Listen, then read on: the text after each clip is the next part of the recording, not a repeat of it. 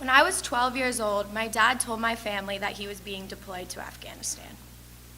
Of course, there was the typical shock that any kid would feel when their parents tell them they're being deployed, but I honestly could not believe what my dad was saying. He's a rabbi after all. Why would he be needed in a war zone?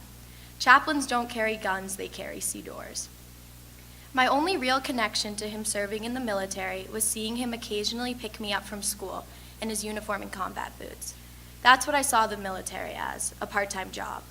People asked if I was proud, but frustration and confusion felt much more prominent. My dad is the state chaplain of the Massachusetts National Guard. He counsels soldiers and gives prayers and speeches when they leave for and return home from war. When I was little, I would accompany my dad to these ceremonies and do crafts with the kids whose parents would be leaving.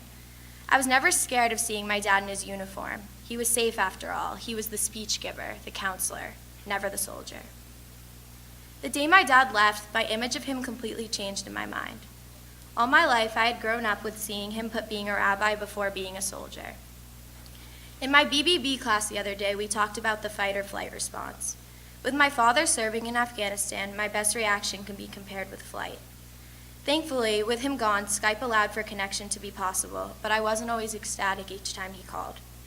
I'm not sure if it was my young age or my habit to overthink, but I tried to avoid talking to him.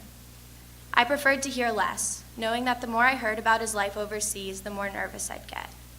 In an odd way, in order to protect myself, I sheltered myself of knowing any information. There was 1 week where all the power was shut off at his base, which I learned later was because of many casualties nearby. When all of a sudden communication wasn't possible, all I wanted was to hear everything about his life and make sure he was okay. Thankfully, the next week he called. When he returned home, however, he mentioned how the vehicle he had been riding in was fired at. He's okay, and I learned that he shared less in order to protect us. Appreciation is an understatement. I'm incredibly proud of the work he did, both overseas and every day, now being both a rabbi and a soldier. It's crazy to think that even someone so close to me, I didn't even know the details of his job and responsibilities. With a lot of soldiers, we know the service they give to our country, but we don't know their individual stories. If you know a veteran, I encourage you to talk with them, hear their story.